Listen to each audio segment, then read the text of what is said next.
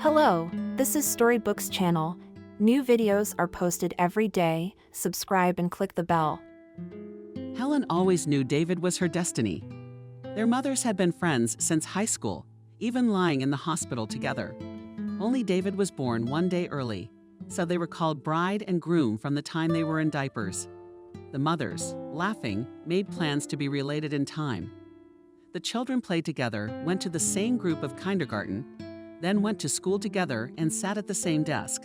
They weren't even teased, because what's the point of teasing if they don't take offense in return? But not seriously. Aha, bride and groom. When we grow up, we'll get married. Teachers made jokes at first, too. Then they got used to David and Helen always being together. It's better to give them two people to do their chores. They'll end up next to each other anyway. The couple had no special talents and zeal for learning. However, the teacher did not create any problems. So soon they were left alone. After lessons, they went to lunch, no matter who. Together, they did their homework, then helped with household chores. There was always work in the village. Helen's parents kept ducks and geese. David's parents had piglets and a cow. Both climbed up on the hayloft and dreamed lying on the hay and looking at the girls and the ceiling through which the sunlight broke through. I'll grow up, I'll build a house, I'll have a cow. Even two will have milk, cheese, cottage cheese. You'll sell it in town. Here and a penny is important, reasoned 10-year-old David. Helen, tucked into the strong shoulder of a buddy, agreed. You would also need a breeding ground, as at Mom for bouquets you can also get money. City people take a lot. I know. They don't spare any money for nonsense. It's okay, Helen. David was dreamy. There will be enough rich fools for our age will live. They had no doubts that it would be like that. By the age of 15, they both underwent inevitable changes in their appearance. David grew longer, stretched out at the shoulders. Helen had developed a shape, visibly bulging out from beneath her school uniform. Her classmates looked back at her. However, noticing David's frown, they thought it best not to mess with her. There weren't many other girls. Screw Helen for all she's worth.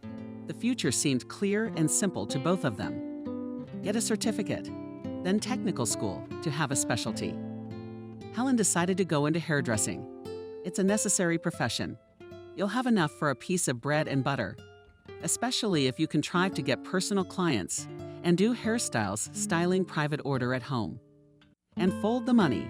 They'll be fine. David wanted to be a builder. In his dreams, he was in charge of a whole crew. But that's all dreams. In the meantime, he had to finish his studies. But David didn't go to technical school after high school and was drafted into the army. At the send-off, Helen roared. She didn't want to get away from her beloved, so the forces dragged her away. David was proud, saying that this was how she loved him. The days of service dragged on, which were not even a burden to the boy from the village. He got used to the extreme lifting.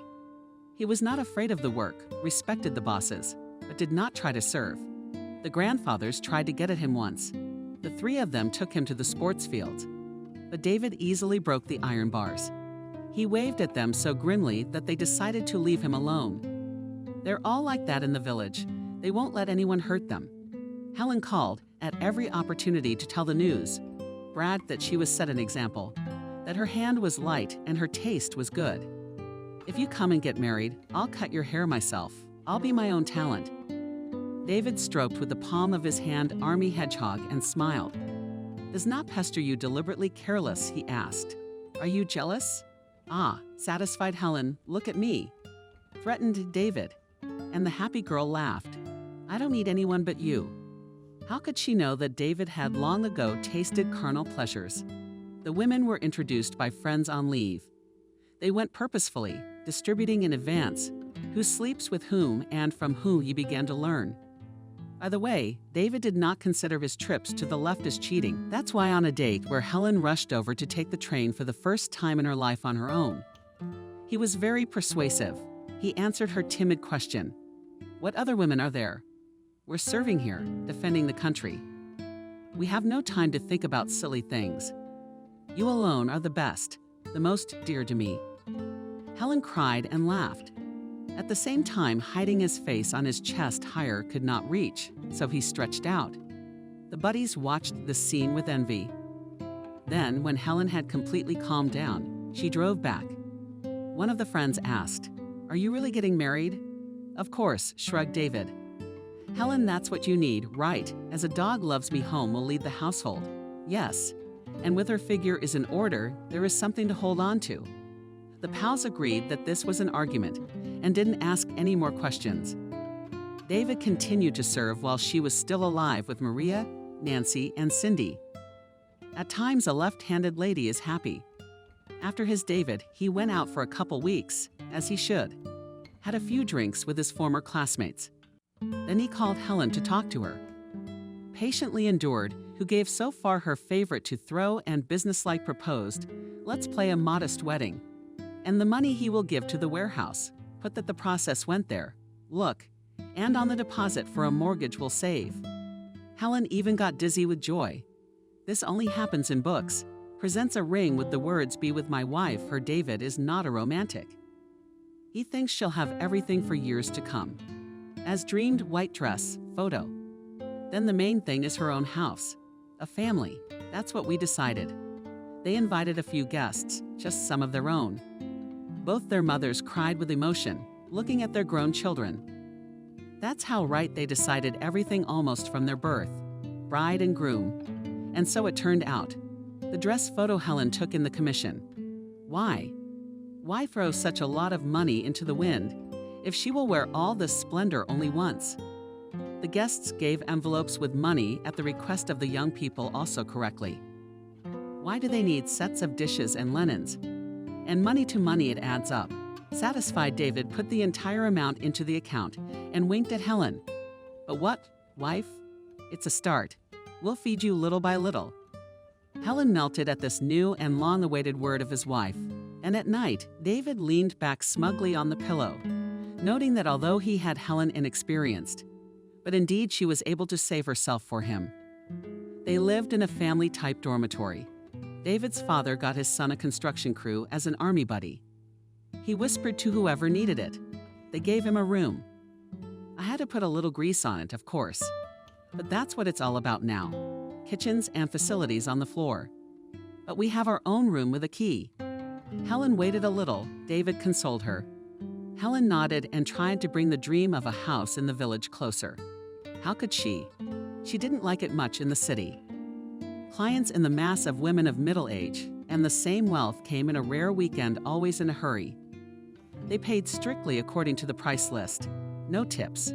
She was not able to build up her own client base.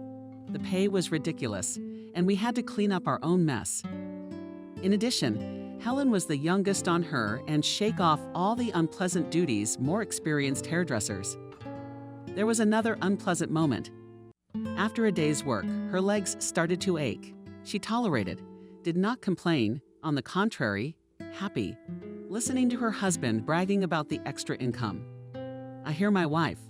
I today again poked at the account put. There is already decent collected. Helen believed, nodded, and at night tried to please the prey. True, lately he fell asleep more and more often, barely touching his head on the pillow. And this Helen wrote off on fatigue. She lay looking at the face of her sleeping husband and dreamed. The poor girl did not even realize how far were her husband's words from the real reality. He didn't put any money on any account. They went for other purposes. It all happened by accident. One day, Uncle Nick, the very buddy of his father, called him over and pointed out a real woman near the car. "Look, we got a customer. In the end, we are a purse woman. We need to finish the cottage. So much so. I do it myself. Yes, my wife is stuck like a bath sheet to one place. Take her to the sea in a sanatorium, you know? And we can't delay. There's an order coming in. So what are you going to do?" "I'll take it." Without thinking, nodded David, went to the customer. She, in turn, without any shyness, looked at him with an evaluating look, as if she was taking a measure and weighing it. David mentally smirked. He knew very well what women liked. His gait became a little swagger, saying, "You know, here I am all over. Is there enough capital for such a select commodity?" That's how he met Vanessa. Venus. and as he sometimes whispered in her ear in bed, Vanessa was 10 years older than David and 100 times smarter. And she had a kind of unladylike grip. Even her look was as if she was weighing and calculating, determining perspectives. Despite her youth, Vanessa already had her own small business in the city. She owned several retail outlets. Nothing global, just pies, sandwiches, drinks. But things were going well. She'd made some capital. So first, she bought herself a new car, and now she was building a 2-story mansion outside the city. They talked and were pleased with each other. David suggested where you can buy building materials in bulk and an order of magnitude cheaper. He advised hiring. He volunteered to work personally. He really had his hands where he needed them. And not only hands. As it turned out, in 3 days everything happened very casually. Vanessa came to the construction site for a long time, silently watched David working with a felt. Then she came up behind him and pressed her young hot body firmly against him. "If you try as hard in the bedroom, you'll get a good bonus," she said in a businesslike tone. David, admittedly, was a little taken aback by the pressure. He was even hurt by such frank insolence. He tried very hard, as if he wanted to take revenge on Vanessa for this humiliation. When she rose-neffed, 6 times trembling, finally broke away from him. David smugly waited for the raptures. And Vanessa, breathing, said, "You're really nice. But only you stink of something nasty. What is your cologne so stinky? Take there on the nightstand and buy a normal perfume." David blushed like a tomato, even choked with anger. But he took the money left on the nightstand. He vented his anger on Helen. The poor thing even cried, not understanding why she couldn't growl.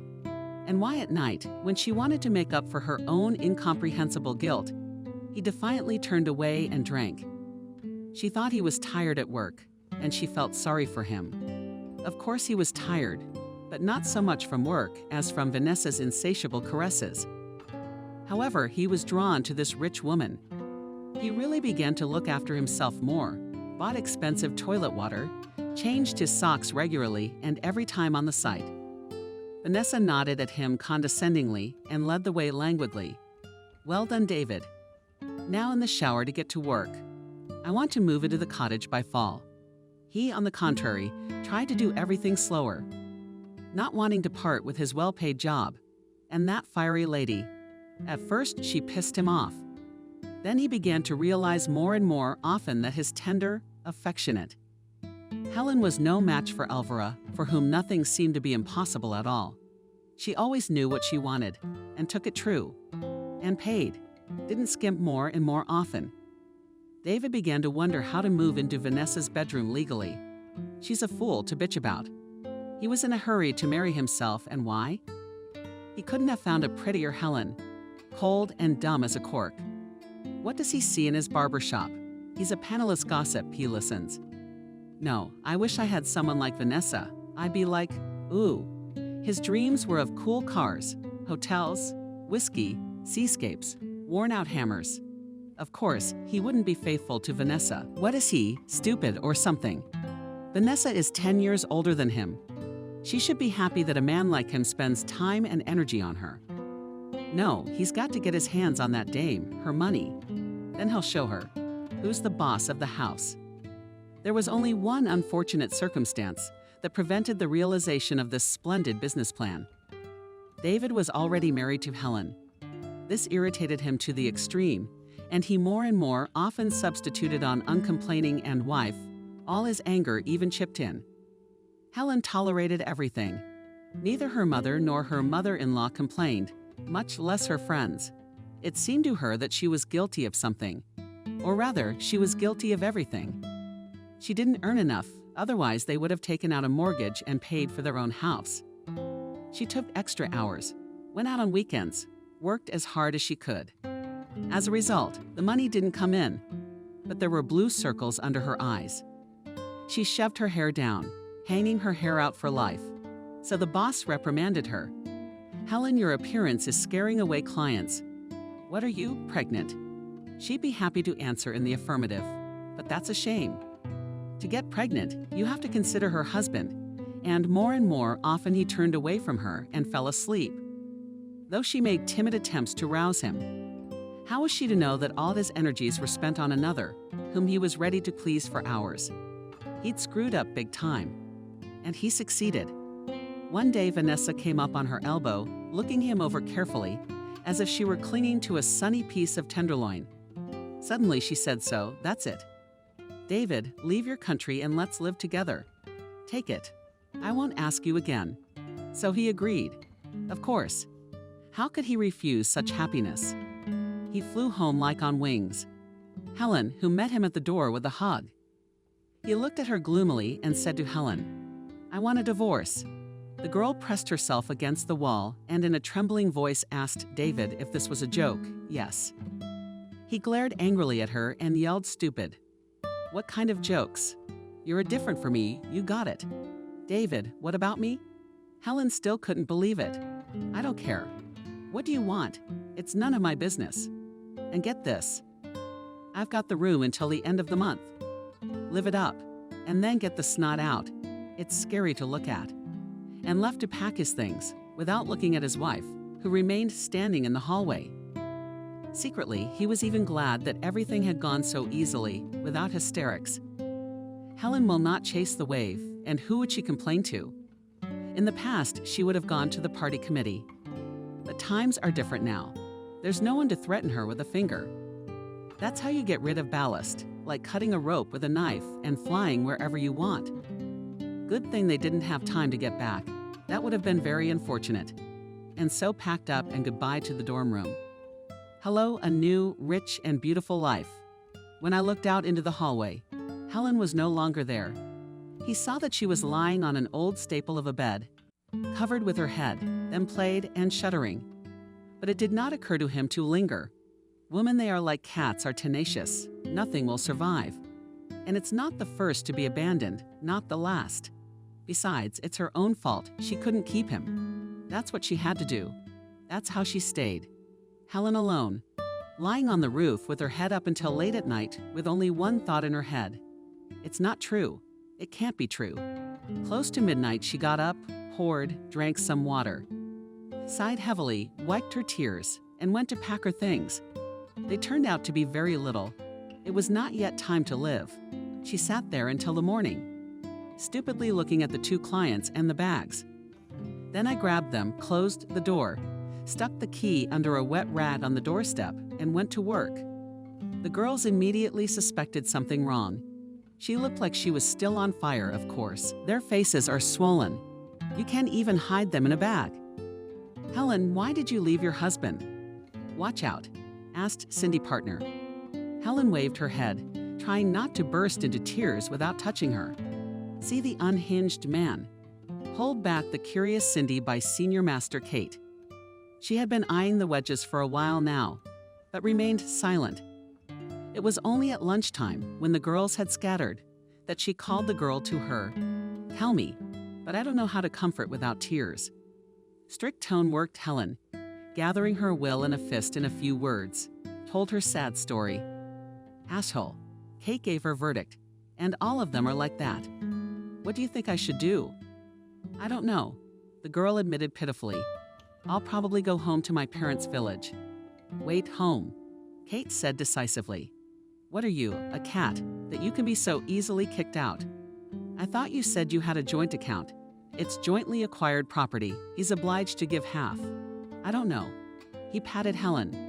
"I don't need to see anything from him. I don't want him.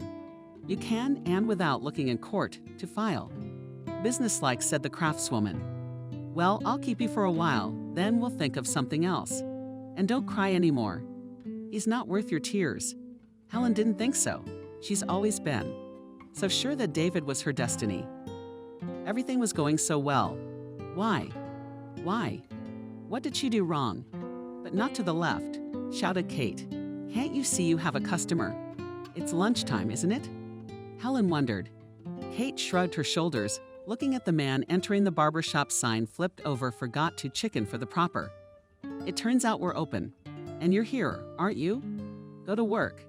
Helen glimpsed in the mirror, sighed, and went to meet the client without complaint. "Hello, this is the chair. Please sit down.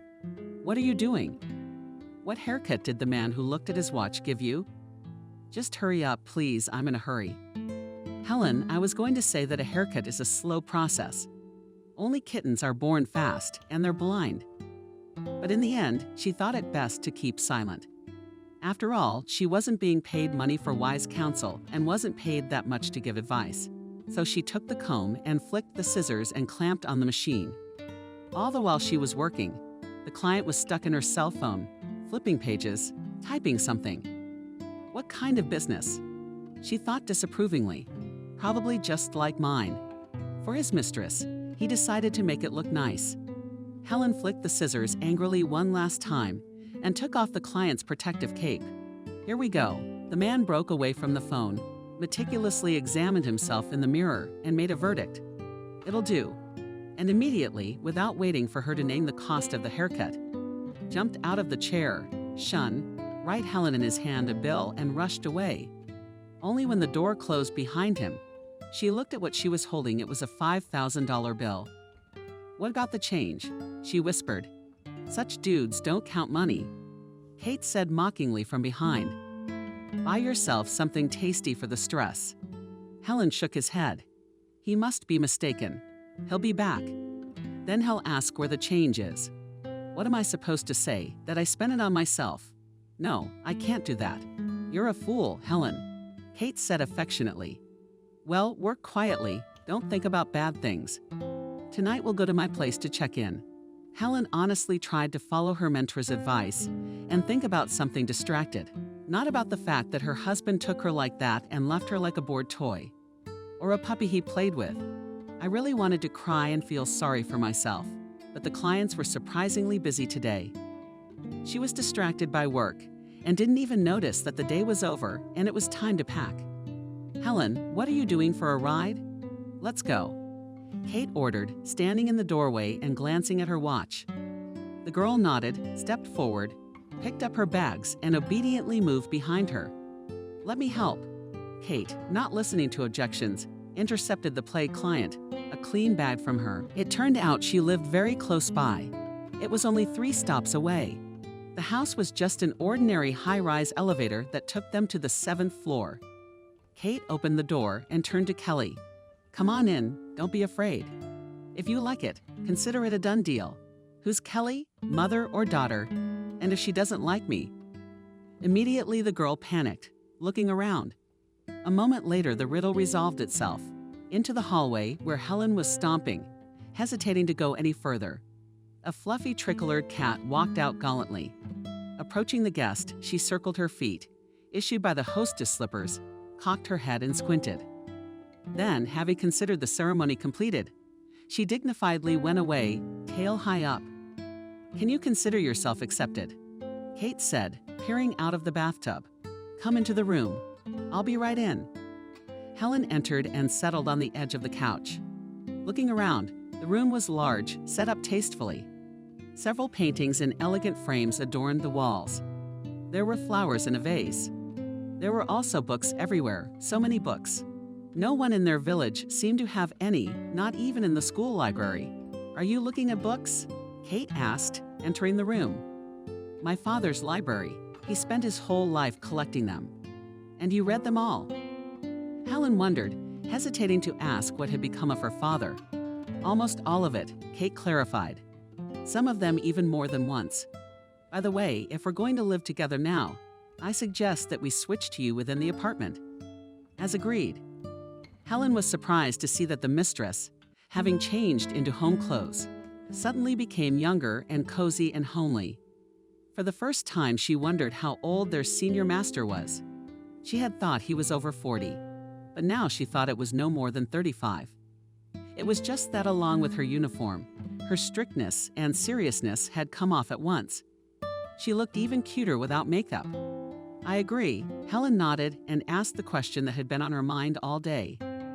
Tell me, you say, why did you decide to take me to the apartment? The landlady shrugged her shoulders. What was I supposed to do with you? She's sitting there all miserable, like the end of the world. They left her for another woman and left her without a place to live, the asshole. I live alone, or rather with Anfisa, but she doesn't take up much space. although I'm sincerely sure that the whole apartment is her property. Cats are like that. I love cats, Helen assured her. We have a cat at home. So a cat, Kate shrugged. Don't worry about what and why. I have a story like yours, too. Only I had to write my husband out of his own apartment. I mean, the way he reasoned it. Jointly acquired property should be divided. But how can it be jointly acquired if it's his parents' apartment? So he went to his new wife, which is why he came to me with one suitcase. Wow, it turns out that she was abandoned, too. But none of the girls even suspected that our Kate may have family problems. Helen marveled. She turned out to be so confident, and even still very well groomed, beautiful. And of course, smart. What does it come out? And from such leaves? What's on her mind? Kate interrupted the hunt of her thoughts. I'm going to load up in the next room for now. It's smaller, but it's all there for living. I do not use it, only dust things, draw and come to drink tea. Helen readily dragged things into the proposed room, looked around and realized that she really liked it here. Everything is at hand and the closet is available. And the sofa sat down on jumped, soft, comfortable. And there's no TV in any of the rooms. Apparently, Kate's not into soap operas. Oh well, that's okay. It's no big deal. She didn't watch much TV either, and mostly what David liked. Remembering her husband's unfaithfulness, she was winded again, but then shaking it off, began to unfold and hang things with hatred. Turns out there's not much of it. Things that did not gain. It's nothing. Sighing again, Helen went to the kitchen to drink tea. She liked it here too. Everything's shiny. You could tell she was a good hostess. Kate said, pouring her tea into a beautiful porcelain cup with flowers on it. My terms are simple. I'll charge you for the communal rent. It's purely symbolic. So you can afford it. You can eat separately, or you can share.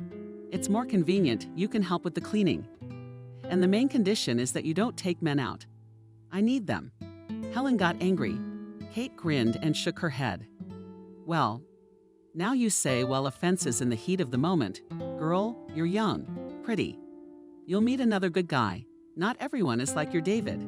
I already began to doubt bitterly, sighed Helen. She took a sip of tea. The tea was delicious with mint. She took a bite from a marshmallow and squeezed her eyes blissfully shut. What kind of a child are you? Kate laughed, contemplating this picture. I've never seen anything in my life. You've never tasted sweeter than a carrot. You can't even draw conclusions, believe me. One day you're glad that your hubby has gone off on his own. You didn't wait long. Let someone else suffer with this happiness. Noticing that the girl's eyes were wet again, she turned the conversation to another, let's listen to music. I have a great collection of vinyl and rarities. Helen nodded with interest, watching Kate go through the colorfully decorated records. She put one on the turntable. Wow, what a rarity. It's like a museum piece. Joe Dasson explained the hostess, with pleasure settling down in the chair. I love him.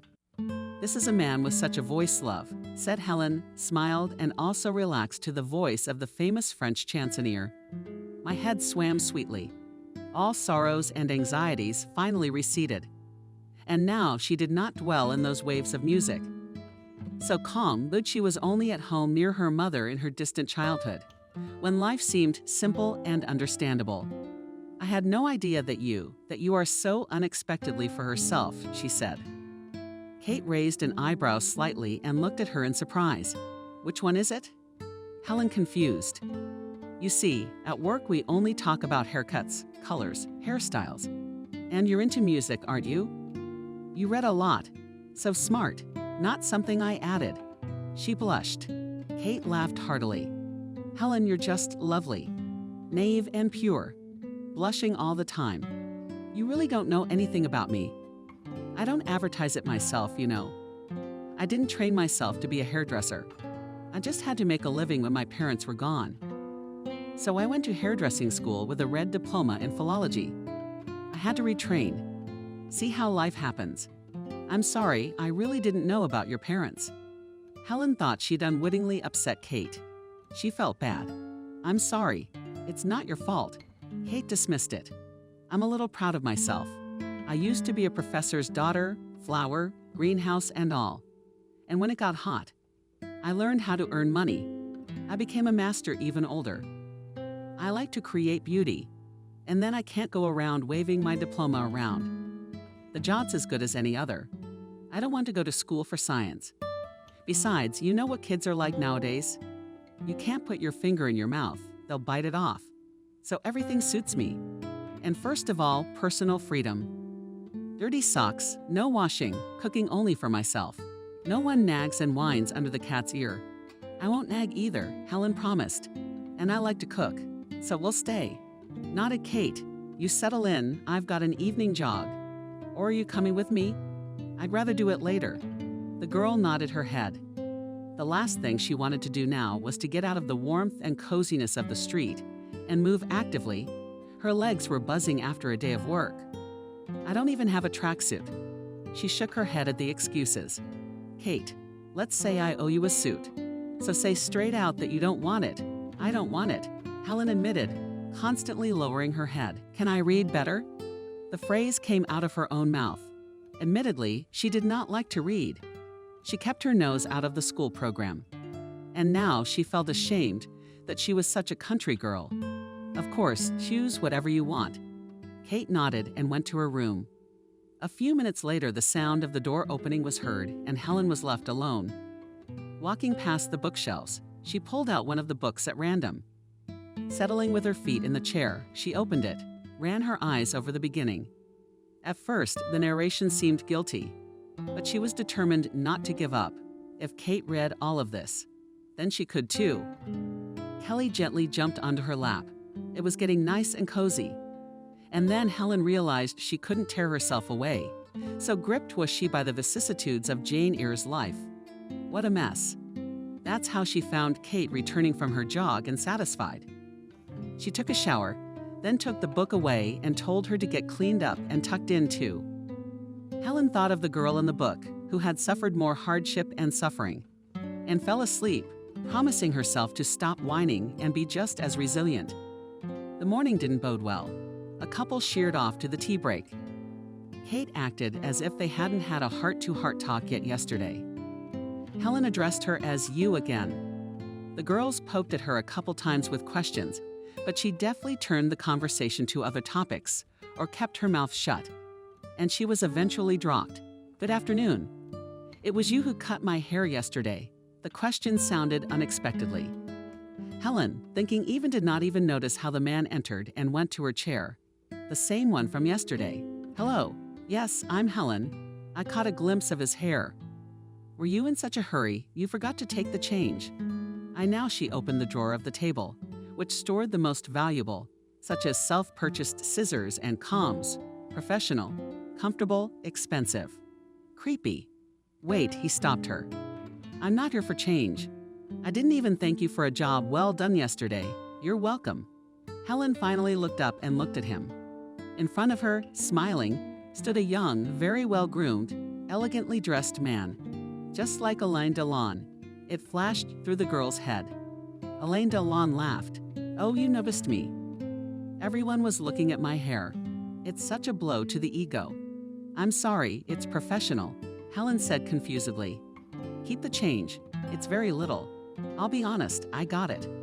I much more, answered the man, without ceasing to smile. Just promise that I will not take offense at you. You haven't done anything wrong. Helen looked at him with all her eyes. No offense. The man tilted his head slightly and smiled quite blindingly simple. It was an experiment of sorts. You unwittingly became part of it. How's that? Helen was completely confused. You see, dear girl, I work, shall we say, in the field of social psychology. And yesterday a colleague and I had an argument. Stupid, of course. But I won, and my winnings are far more significant than the sum I ask you to keep as a thank you. Helen didn't understand anything. The man realized this and decided to explain in a simpler way. You are the subject of a dispute, or rather, your honesty. The colleague was sure that you would not admit that you had received something in excess of the fee. Helen slumped in her chair, slamming her eyes shut. She had gotten the point. But it was a very hurtful point. But how could it be? Why? She uttered fragmentary phrases. I couldn't hear her. Kate came up, It's just everything. Helen, the rich boys are getting rich. That's all, she said slowly, point blank. And looking at the visitor under her gaze, a dazzling smile slipped off his face. You remember the movie girls? That's what they bet on you.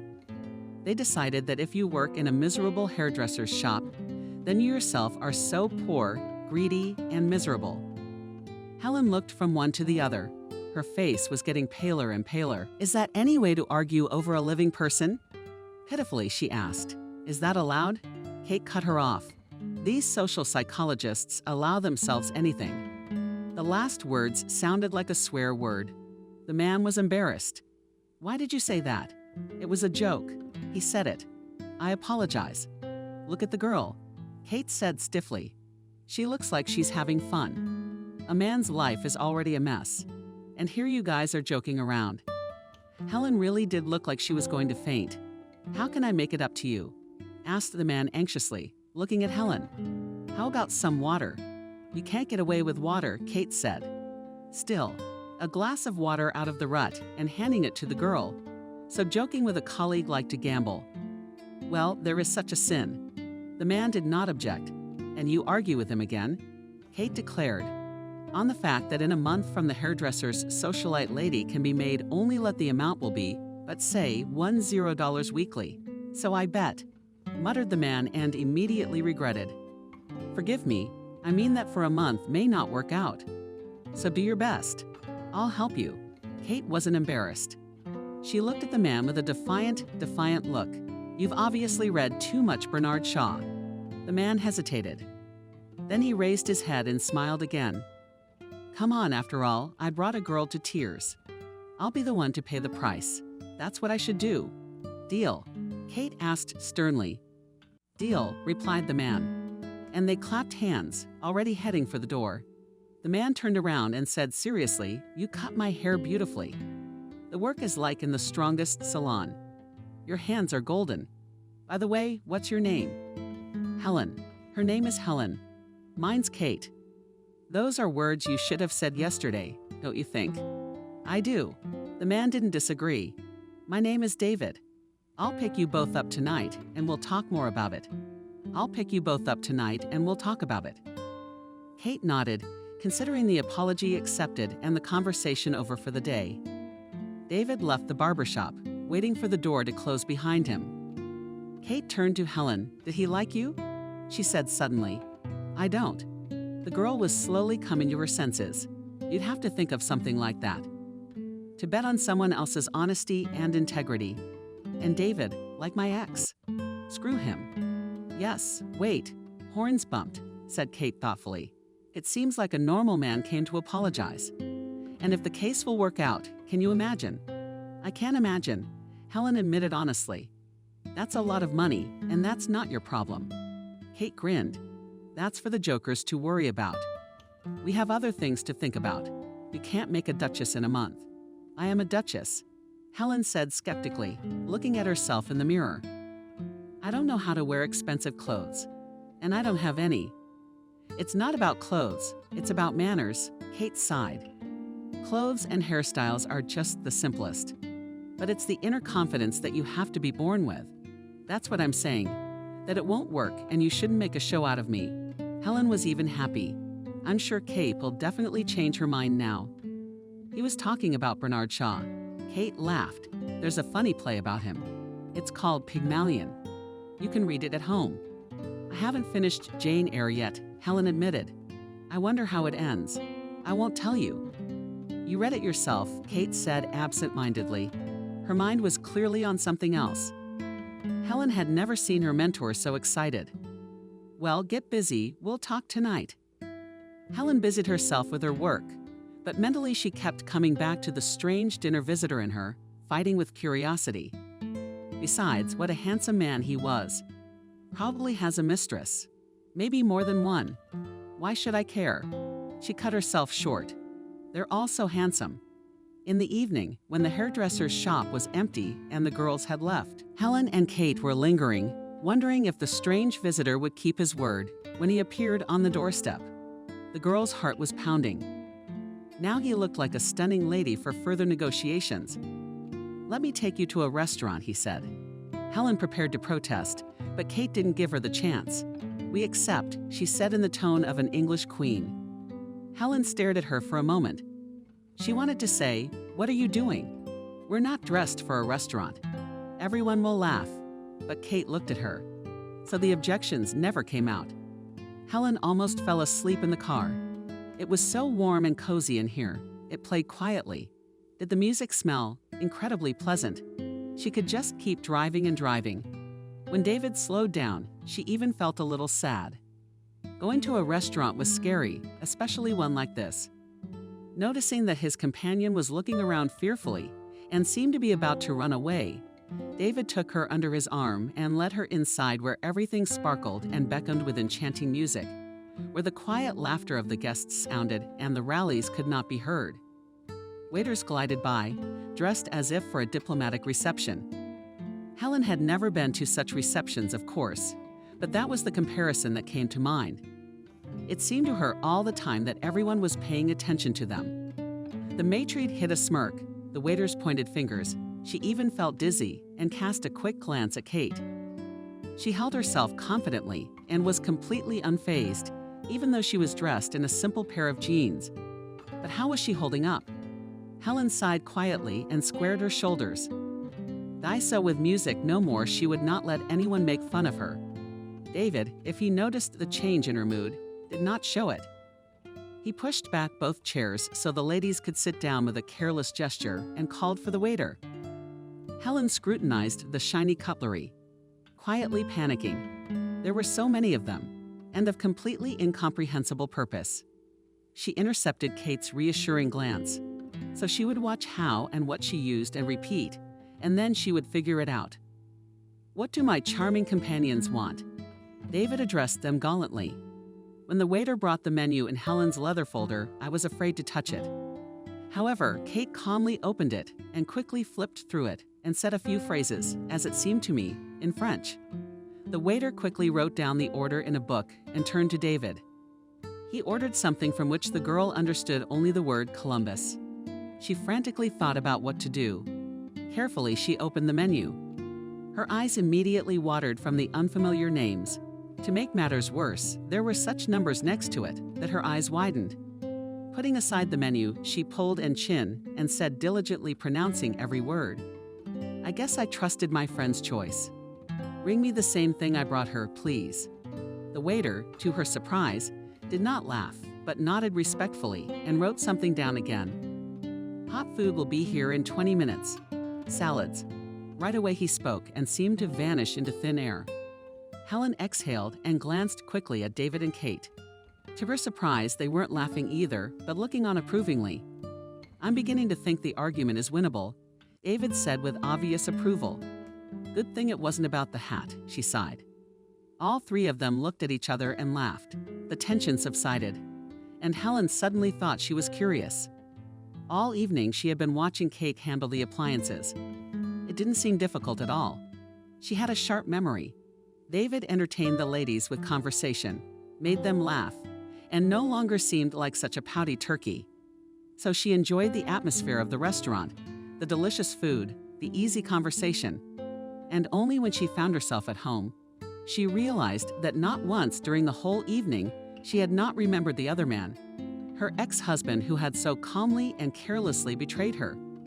Kate noticed the change in her mood. She watched Helen carefully painting her long hair in front of the mirror, humming to herself. And then slightly caustic uttered say did not like it at all. "He argued at me." Helen remembered that she was kind of supposed to be offended. But she couldn't even convince herself. "We've outplayed him." Kate smiled contentedly. "I passed by the bookshelves, and choosing a few books according to a principle known to her alone. Now the main thing is to prove to yourself that you are the best real queen. Here we go. Here's a fashion etiquette book. I've got some silverware, I've got a little something else. Left over from my grandmother. So consider every dinner party a dinner party now. We'll learn servers, table manners, and yes, read more." I do, Helen assured her. She was both scared and curious and amused. All at once, as if a tiny fish was transplanted from a jar into the vast ocean and told to swim. and she liked this new life for some reason. She felt like an actress playing a role for two very picky viewers. Though no, for 3 Kelly the cat was also part of the show, expressing her opinion whether the mullahs favored or disfavored them in the circus. Kate turned out to be a born mentor. Even at work, she kept an eye on Helen. Posture made her hold her back and kingdom apply her head, speak slower, more clearly, and refuse to give up the plain speaking of vermin. Now they ran together in the park in the evenings. At first it seemed difficult, unnecessary, especially after a day's work, but after a week it became a necessity. The girls made it a rule to exchange impressions about what they had read, to look at reports about exhibitions and concerts. David invited Helen and Kate to one of these vernissages, and Kate took special care to get her ward ready to go out into the world. Helen was as nervous as she had been in the restaurant.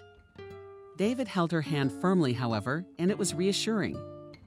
He called her the names of those present, among whom there were many media personalities.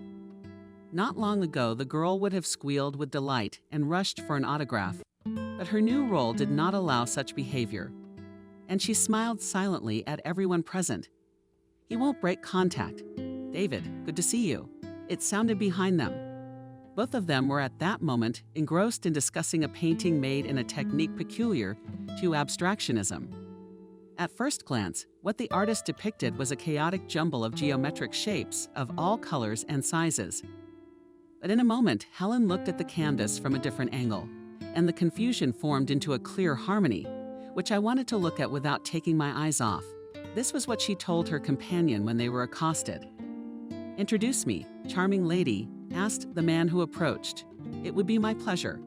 David smiled sincerely. "Helen, this is Jacob, the author of the paintings." "Jacob, is Helen my good acquaintance?" For a kick was almost imperceptible. However, the artist noted her and smiled subtly. Kate at that moment withdrew to the ladies' room. Helen inwardly panicked. Aha!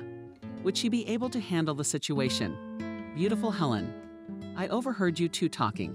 So you were talking about the role of color. The artist was looking at the girl. "I can handle it. He's the author. It's not an exam. He's actually interested in my opinion. Pull yourself together." The most charming smile I've diligently practiced in front of the mirror. Helen uttered, "Of course, I can only sit at the level of not even a layman, but just an average person. However, it seems to me that it is the colors that are predominant in the overall concept of this painting." Do you continue to encourage her as an artist? David, too, was clearly waiting to see what she would say next. So Helen got angry, but not a single muscle on her face trembled. She continued, "I'll be honest, I couldn't understand anything at first. The blues, the yellows all seemed to be just patches of light, joined together by the random whim of an artist. And then I looked like this." She took a step to the side and bowed her head. "And I saw a woman with a child on her lap. The terrace with the window open. Maybe it's just my imagination." The painter was staring intently at Helen, and she blushed slightly at the attention. "No, you couldn't have read that," he said slowly, "because I haven't written about it anywhere. And you couldn't guess from the title." Jacob pointed to the signature under the painting, Etude number 6. "That leaves one thing. Did you really feel it? Saw what I put into that canvas? You see, when I was a child, it was through color that I perceived emotions and relationships between people. That's how I painted my mom and myself in her lap. Absolute protection and trust.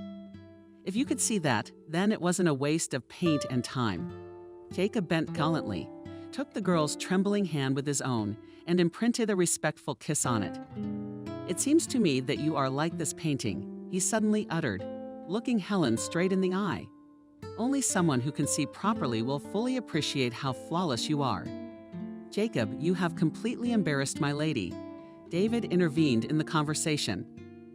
"I recommend you to try your charms on another equally worthy object.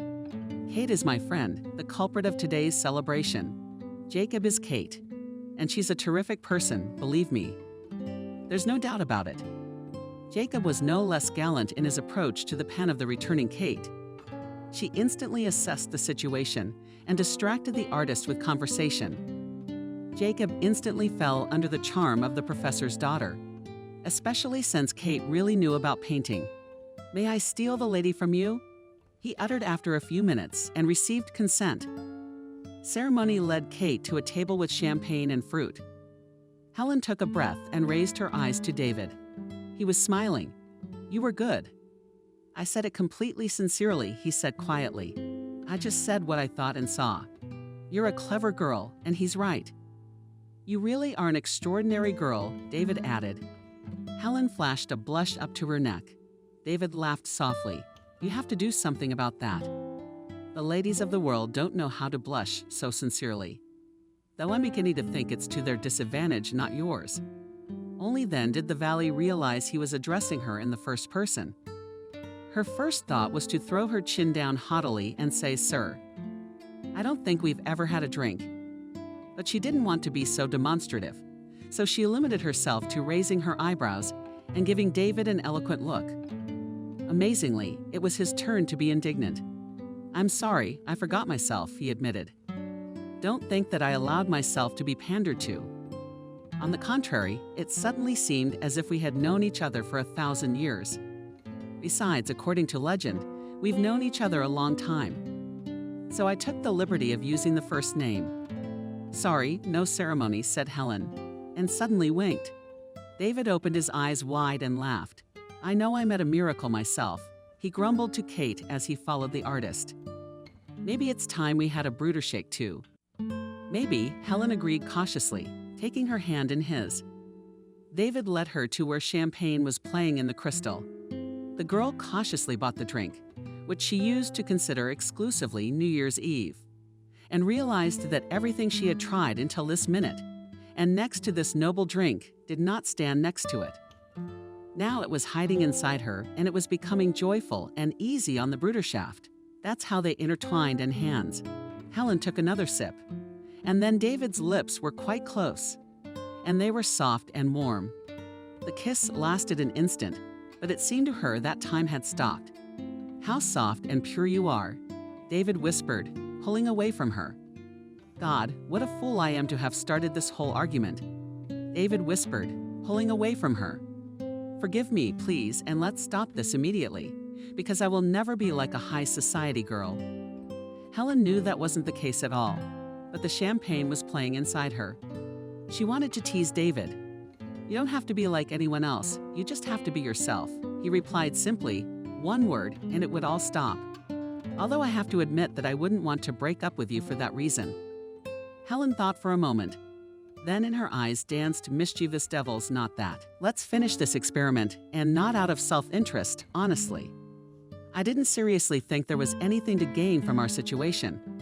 I'm just curious to see what I'm capable of." "I'm sure you're capable of a lot," David said, looking at her as if he were seeing her for the first time. "I'll do it, as long as you enjoy it. Then the show goes on." Helen nodded affirmatively. It seemed to her that the summer of the deliberate element of misunderstanding had cracked and crumbled with a crunch. And now she no longer felt like a diligent student in an exam. On the contrary, she took genuine pleasure in the atmosphere, in the pictures, in the fact that next to her was such an enviable gentleman, at whom many of the ladies present cast playful glances. Now she thought the puffed-up habits of the representatives of the celebrities were ridiculous. Their desperate desire is sure to draw attention to themselves. They were soon joined by Jacob and Kate. Helen realized with amazement that her mentor was having a lot of fun too, and that she was definitely enjoying the artist's company. People came up to them every now and then. Helen and Kate were getting acquainted with someone, keeping up a general conversation, and the time flew by. And she also noticed that her housewife was not against continuing communication with her new acquaintance, and they obviously agreed to meet again. It was a wonderful evening, David said. When the car pulled up in their driveway, savvy, Kate jumped out of the car, giving them a chance to say goodbye. And now Helen had lost all her newfound confidence again. "I really liked it too." Carefully choosing words, she began these pictures.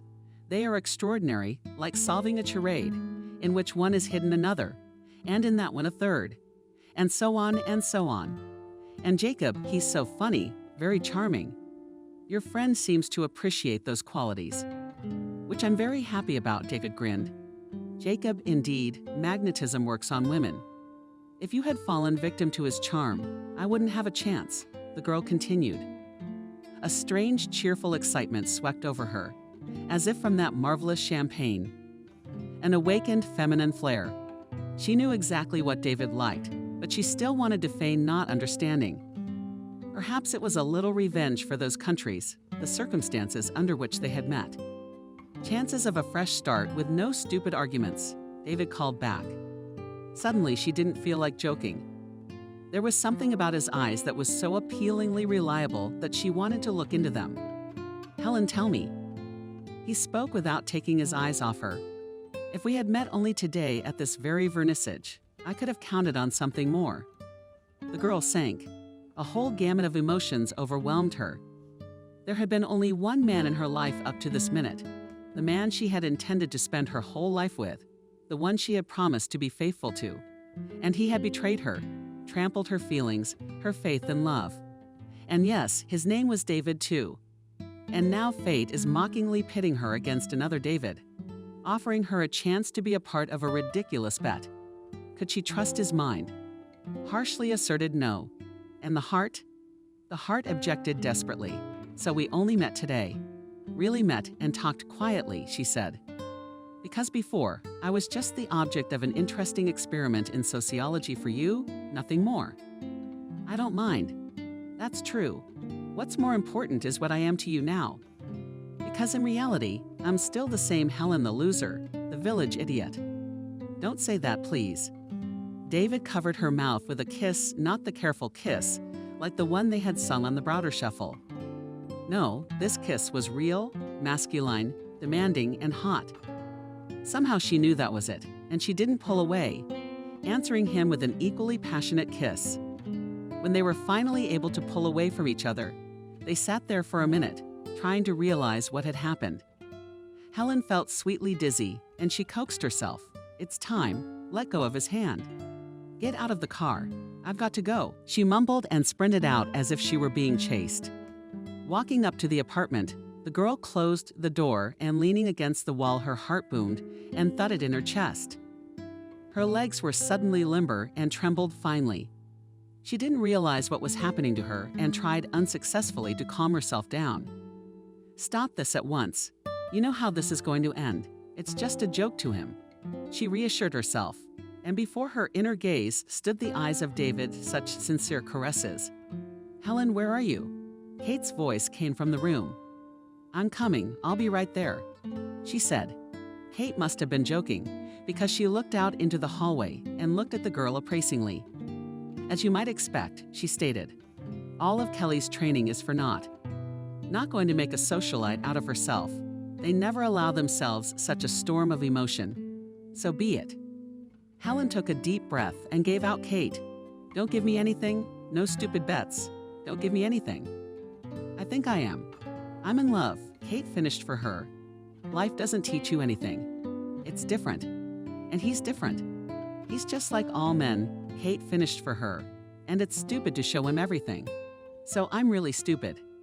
Helen suddenly came over and put her arms around Kate's neck. She hugged Helen too and stroked her back.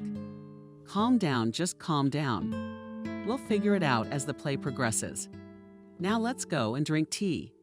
The tea ceremony was also part of her upbringing. And time after time, Helen liked more and more to drink from beautiful dishes of thin, transparent cups, neatly arranged sweets on the same service plates. Nothing, Kate. Lips from the bread? After all, a small sip at a time. Even now, completely lost, flustered. She marveled at how delicious tea could be. Just out of habit, she kept her back straight and tried not to put her elbows on the table. Her heart stopped hammering and she felt better. That's a good girl, said Kate, who was watching her closely. There's still a chance it will do some good. Tell me, did you not like the painter at all? The girl remembered Jacob so charming. Jesus, Helen. Kate splashed her hands. It's Jacob. Do you have any idea what kind of girls he is surrounded by models with legs from the neck, no older than 20? What are my chances? They have legs from their ears. What about you? Sweet Helen. And you have a head on your shoulders. You're smart and beautiful, of course, but I'm pleased, smiled Kate. Apparently, I'm not far from you either, since I agreed to go out with an artist. Oh, Kate shook Helen's hands. That's great. That's silly. Kate sighed. I'll regret it later, but it's better to regret what you've done than to do nothing and regret it. You're like a heroine from novels, Helen marveled. Proud, independent, desperate. Come on, Kate smiled. You and I broke all the rules today. We had a lot of sweets for the night, but tomorrow you'll run and everything, Helen assured her friend. That night she didn't fall asleep right away. She studied for a long time, remembering the smallest details of the day. And when she fell asleep, she dreamed of David. The next day she woke up with a strange feeling. Something was bound to happen today. In the morning, it was business as usual. Middle-aged, middle-income clients. But with every haircut or cut, she tried to be creative and imaginative. I am glad when women with a satisfied look looked back at themselves in the mirror and thanked the master. She had something inside her that sang out of vinyl with a bell, and she liked this new thing very much. She guessed it. Felt it a few minutes before he showed up. When he came in, she was already standing by the door, pale and flushed, trying to cope with her emotions. She seemed to have succeeded after all. Or maybe he had the tact not to notice her condition. Hello, and I'm right behind you. He smiled a soft, affectionate smile. Her heart melted like ice cream behind me. She was surprised. We're going somewhere again. I should probably get Kate. I don't think Kate needs to accompany you where we're going, David said mysteriously. The two of us are expected to be alone. I'm not dressed to go out. Helen wrung her hands. Today she wore a simple dress, embellished with a small brooch, a gift from her mother on graduation day. David gave her an appraising look and stated, "You look great. And your outfit is B. It's inappropriate. So don't dismiss it. We are indeed expected." Helen looked around helplessly, searching with her eyes for her friend. Kate, as luck would have it, had turned out, and the decision had to be made on her own. I'll be ready in 5 minutes. Helen realized that she didn't care where or why she was going, as long as she was with him. After sending a text to Kate, she settled into the soft, comfortable seat of the car, assuring herself of fate and David. He never said where they were going. Questioning was answered with a smile, and she stopped trying to find out anything and looked out the window at the scenery that was passing by. They were already out of the city. Multi-story buildings were replaced by successful developments, elegant mansions, gardens, greenery. At one of such mansions, David slowed down, parked the car, ready to meet the most important person for me. He asked, giving Helen his hand and helping her out of the car. The girl's heart suddenly jumped. Is he really going to introduce her to his wife or the woman he loves? She didn't even know if he was single. Her doubts were resolved a moment later. The door swung open, and a woman of what seemed to her to be about 50 years of age came down from the porch with a regal gait. Her mother. That would be even scarier. She wasn't exactly ready to meet her parents. "Hello, Grandma," David said cheerfully. "Missed me." Grandma is a young woman. His grandmother Helen realized that for a second she even became envious. This grandmother looked absolutely gorgeous, and the way she moved like she was flying through the air. Why would I miss such an ignoramus? The beautiful contoured eyebrows of the majestic lady and rose above the gracefully underdyed eyes. You didn't even introduce us to each other. Where are your manners? David? I confess, David tilted his head jokingly. The only thing that excuses me is that I'm so happy to see you that I've lost my head. Besides, you're as good as ever today. The plaintiff wagged a finger with a flawless manicure. This is an extraordinary grandmother. Tell me, what's the name of this lovely girl, ready to hide from me or run away without a trace? Grandma, this is Helen. David really did break up his girlfriend. Helen, this is my grandmother Sophia, one of the last representatives of the glorious family of princes. The last clarification was unnecessary. Shook her head grandmother. The boy talks too much, but we'll forgive him that. He seems to be agitated, which is not in his character at all. And I conclude that the cause is you, Helen. This homely Helen made the girl feel better, and looking up, she realized that Sophia was smiling. Good afternoon. "I'm very pleased to meet Sophia," she said quietly. "It seems that lately fate is unusually generous to me, giving me acquaintance with amazing people. I just recently got to know your grandson, but I can say that he has changed my life in the most incredible way. This is the first time I've seen you, but I can assure you that you are a stunning woman and look so young. That's your influence," Sophia once again jokingly quipped to his grandson. Both smiled, "Though I've lived enough in the world to know you speak from the heart. Welcome to the house. The table is set. Grandma's signature pie awaits you. Grandma's signature pie is made for very special occasions." "I'm leaning toward Helen's ear," David said, "and she cooks beautifully, and I can hear everything," a satisfied Sophia said, walking up the stairs as if she were taking off. "How old is she?" "No less than 70. And how gorgeous she looks." The girl was amazed, moving after her.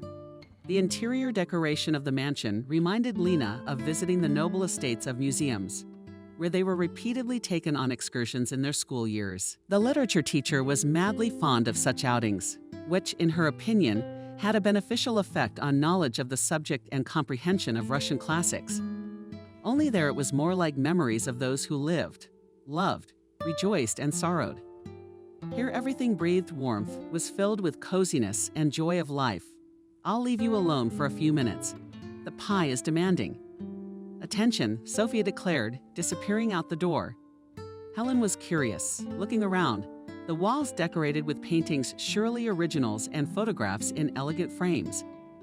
On one she saw a handsome couple, a man who looked like David and a young woman. Something made her linger near that picture. It mesmerized her. "Those are my parents. They died quietly," David said, noticing her interest. They were doctors, involved in the Doctors Without Borders movement.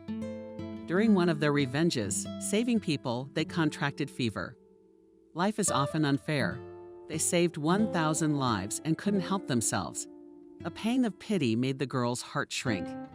"I was raised by my grandmother," David added. "I owe what I have become entirely to her." "I'm sorry," Helen said quietly. He certainly didn't seem like a golden boy to her now. Having fun with social experiments. Boring. "They would have liked you," David said, looking at the photo. "Do you share a sincerity, a sacrifice, a willingness to empathize?" Helen was silent, not knowing what to say to that.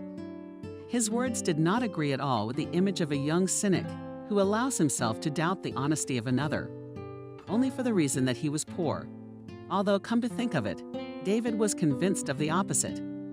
It was his unknown friend who was betting on her self-interest. "Why did you choose sociology?" she asked, just to keep quiet. David thought, gathering his thoughts. Grandma insisted. "I think it was the only time she didn't support me. Of course, I wanted to continue the tradition. But having lost her daughter and son-in-law, she was so scared for me that medicine was out of the question. And at that time, I didn't care where to study. Then it got interesting. Please come to the table." She interrupted their conversation. Sophia appeared in the living room with a pie on a tray. "It smells delicious." David took Helen under his arm and led her to the table, intercepted the tray and placed the pie in the center of the table. Then pulled back the chairs, seating their ladies. The girl squirmed inwardly for fear of doing anything wrong. Raising her head, she met Sophia's eyes. She was looking attentively, about cheerfully still and warmly. And inside Helen, it was as if such a spring was being born. She drew in with her nostrils the truly wonderful aroma of apple pie and said with all sincerity, "Can I have a piece? It smells so good it's impossible to resist." She responded with a burst of laughter, and a piece of pie immediately went on her plate. It tasted even better than it smelled. Helen did not wrinkle her nose in pleasure under the approving gaze of this amazing grandmother. Somehow all of Kate's advice came to mind. She refused a tiny bite at a time, gracefully holding a thin cup. She kept the conversation going, though she listened more. At some point it seemed to her that she had known these people for a long time, and this house was so nice and cozy. She felt herself in this atmosphere of love and trust. Finished with the tea, Helen asked permission to help with the dishes. Sophia nodded graciously, adding David would show her where the kitchen was. That's usually his privilege. So try not to spoil the boy. Men tended to sit on their necks quickly if you let them. But grandmother, David protested. Sophia jokingly wagged a finger at him in response. The kitchen was equally well organized, with everything they needed at their fingertips. It was also sterile and clean. Grandmother does it herself, David explained. I've suggested several times that she hire an au pair, but she's been stubborn, saying that strangers in the house annoy her. I'm very worried about her, and I try to visit her more often. She's doing great, and this despite having had a heart attack. I never would have guessed it, Helen wondered. She is very strong and proud. I'm proud of her, David said. That's because she's from a princely family. Rumor, thought the girl. It's because she's my favorite grandmother. David smiled. Let's go. She's waiting. Sophia sat in a chair as if on a throne. Both of them settled in the chairs opposite, waiting for her to speak. Here's the thing, my friends. Grandmother was their stern gaze, and they passed like schoolchildren in front of a stern but beloved mentor. You, my dear, should know that I had already had a very unflattering conversation with this young man the day before. She pointed with her chin at David's devoted head, and he received a reprimand from me for unworthy behavior. However, the situation has come to a head and requires a dignified way out. You may consider it a desire not only to help your grandson, but also a desire to punish his insolent friend. He thinks he's a connoisseur of human souls. A slight smile touched Sophia's lips at those words. Helen took a breath. She didn't shout or swear. But how did she read it? Helen, I have a proposal for you. You think about it and do not hurry to refuse. I will. Sophia was now looking directly at her and smiling. The girl nodded timidly. So, Sophia continued solemnly, I suggest you stay with me for a week, as I understood from the grandson's story. Now you are staying with a friend. It's not exactly convenient. Besides, I could use some help with the household. And I'm becoming a lefty in my old age. These words contradicted what David had just said in the kitchen. Grandma was clearly being devious. And at the end of the week, it just so happened. My anniversary is coming up, Sophia continued. A perfect occasion to invite a few friends and many acquaintances. Besides, as a grandmother of a single grandson, I have to invite potential brides, so there will be plenty of girls. Let your friend Alex try to guess which one is Cinderella. There was silence. Granny, you are a genius of solemnity, and you are also a master of intrigue. Cardinal Richelieu is no match for you, but he also threatened Sophia, not giving out such generous advances. He was a remarkable man. Besides, his surname should be pronounced differently. Richelieu Armand, Gilles Duplessis. So much for the gaps in education. And this is my grandson David penitently bowing his head, hiding a smile. So what do you think of my proposal? Sophia looked at Helen. But it's uncomfortable. And then Kate, darling, it's up to you. And only you, Sophia said emphatically. I'm sure Kate will understand. It's an academic. Rightly, she turned to David. He nodded. I knew her parents and grandmother. We're still friends. Common misfortune unites, you know, surviving your own child. What could be more horrible? But she's a very strong woman, worthy of all respect. David will talk to Kate and get all the necessary things here tomorrow. You wouldn't refuse an old woman help and companionship, would you? She addressed the line so conspiratorially, a look that made her giggle involuntarily. That you, Sophia, in old age you are incompatible concepts. She nodded, to assure her, and immediately realized that she was caught in a cleverly arranged net. That's good, summed up the grandmother. The Duma will have everything a young person needs. You don't mind using things that once belonged to Miranda. I keep them in perfect condition. Helen guessed she was referring to David's mother. To object would now seem cruel and a show of pride. So she nodded again. Very well. Sophia clearly had no doubt that she would succeed. If the formalities are settled, I just have one question. May I address you as you?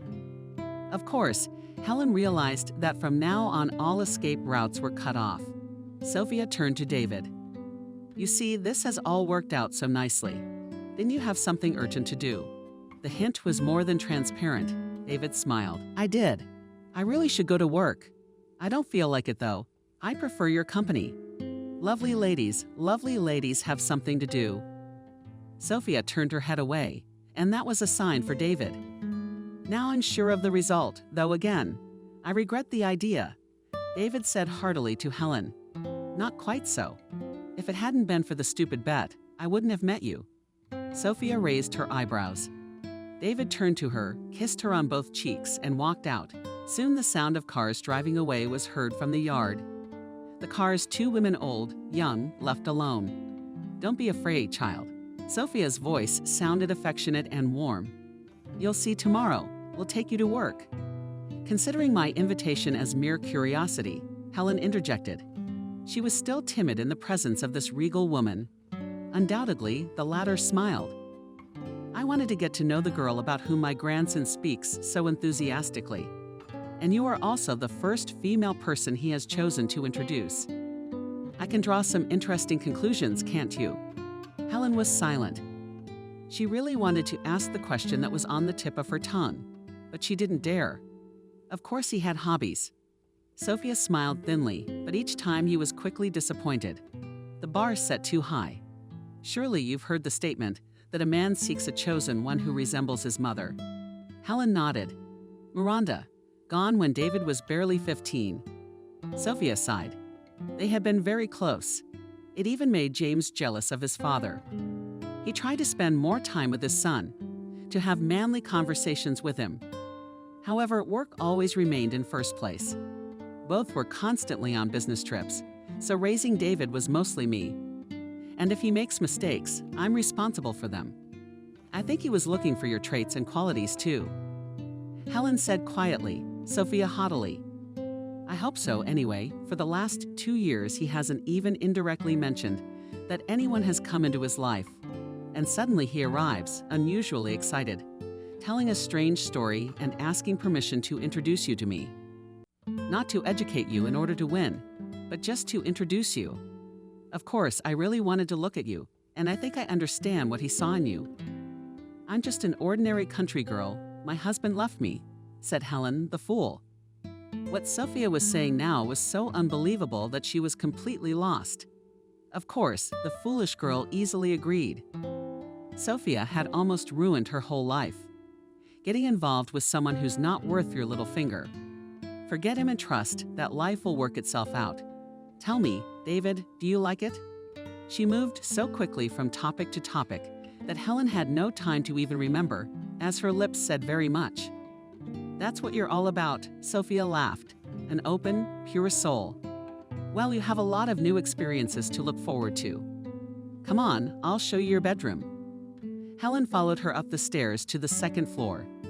Sophia opened one of the doors and the girl froze on the threshold. It suddenly seemed to her that she had already seen this room, and a wide bed with a fluffy plaid and a floor lamp of exquisite work. And even that beige and gold wallpaper. Maybe she dreamed about it once. She didn't know this Miranda room. Sophia nodded. She had grown up here, and all the things were still in the same places as they had been when she was here. Helen looked sadly at the portrait of a young girl, very much like the woman in the picture in the living room.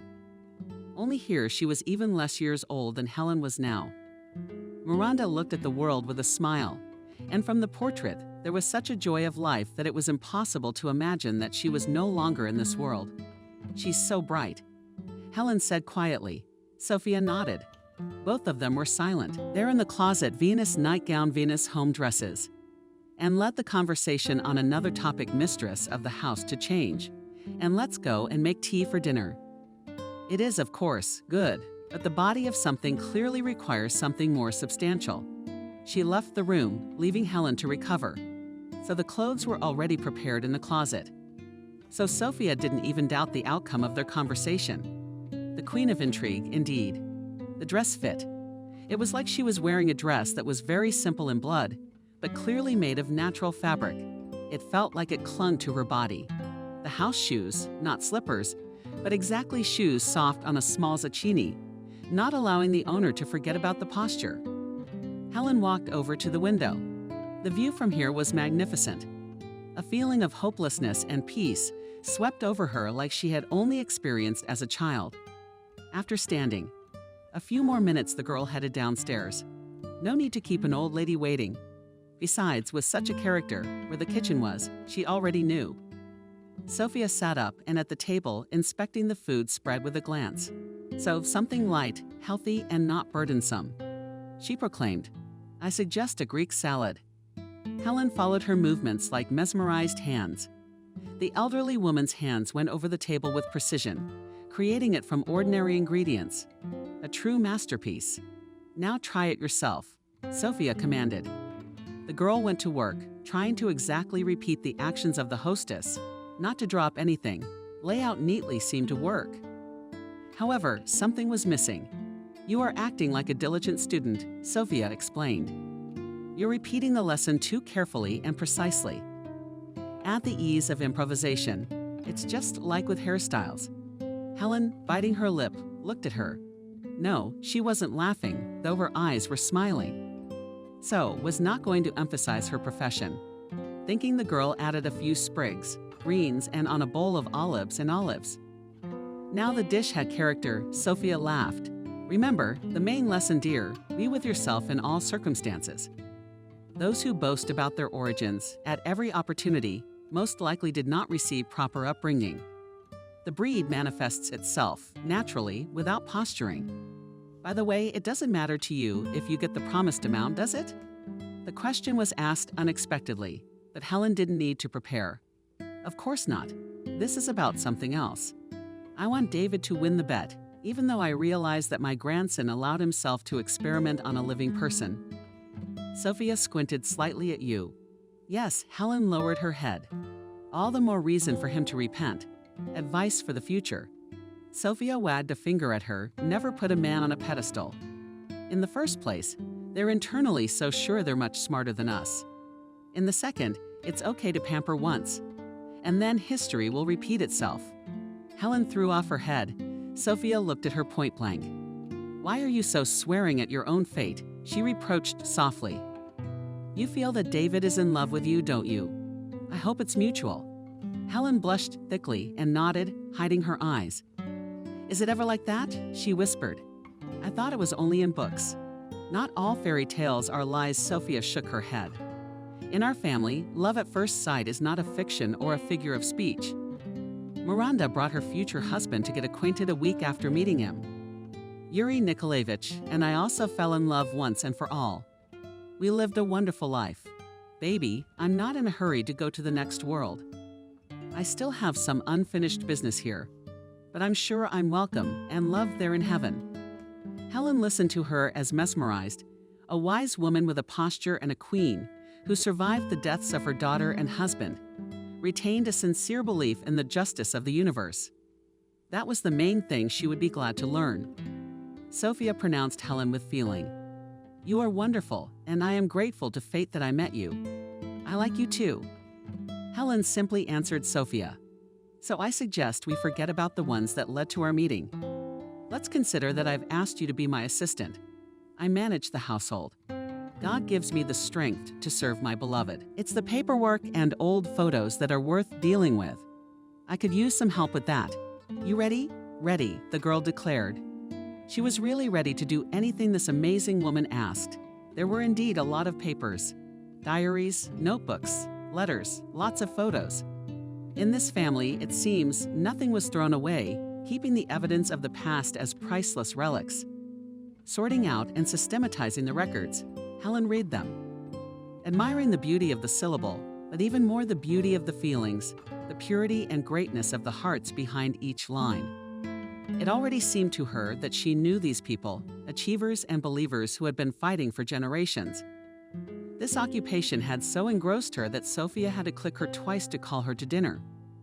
Even then, she was still in the clouds, imagining the faces and events of a bygone era.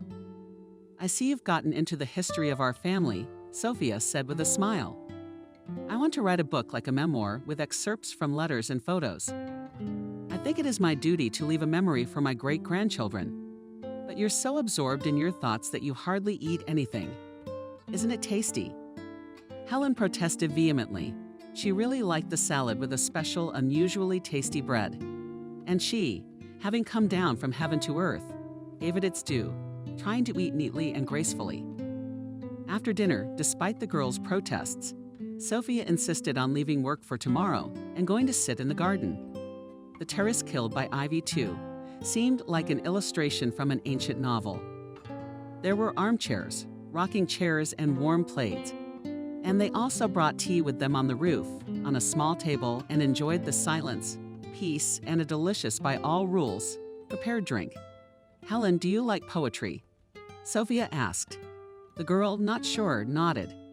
Poems for her were something from the school literature program, a strain on her memory. Something she had to recite to herself, for the sake of a mark. Sophia seemed to understand the reason for the hiccup from the movie in her head, and raising her chin high, standing up like a flying bird, she began to read the amazing, previously unheard on and girl lines, and they sounded like music in her soul. Helen listened without interrupting. She just wanted to sit like this on the terrace and absorb the refined atmosphere, something uniquely beautiful, rare in our cruel, brutal times. "Thank you from the bottom of my heart," she said when Sophia stopped talking. "Only I don't know who the author of these verses is, sorry." She waited at the bark. Instead, she heard a hearty laugh. "Helen, you can't know the author? They're my poems. And I've never published them anywhere," Sophia explained to her.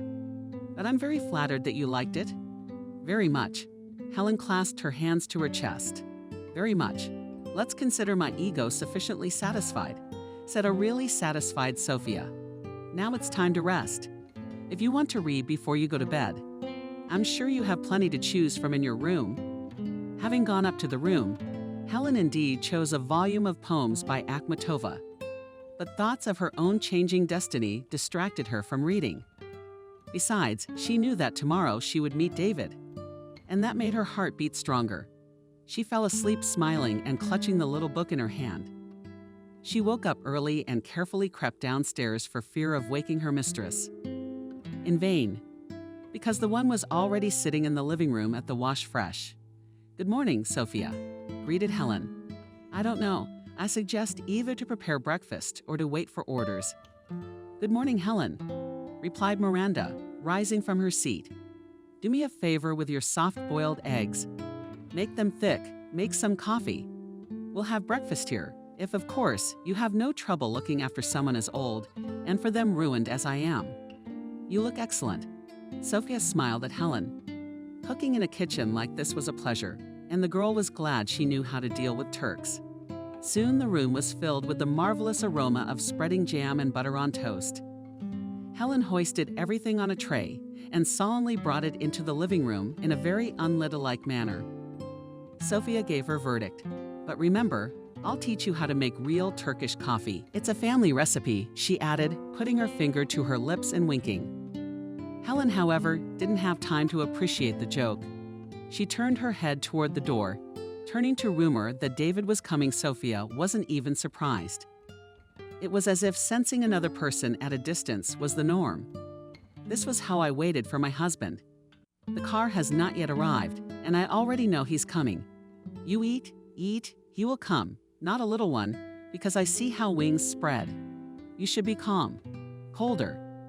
David came in about 10 minutes later, or rather, burst into the room, looking for Helen with his eyes. She forced herself to continue with her breakfast and only her eyes. The pupils not earthly light gave her away. David, under the stern gaze of his grandmother, also mastered himself. He dignifiedly approached, kissed her hand, then brought Helen's hand to his lips. She shuddered, feeling an electric shock run through her body. David tasted the coffee. Helen was preparing the ceremonies, Grandma said. David obediently sat down at the table. Helen, glad for at least a moment's respite, rushed to the kitchen for a cup. When she returned, she immediately understood with a few words. The grandmother and grandson had managed to grind it up after all.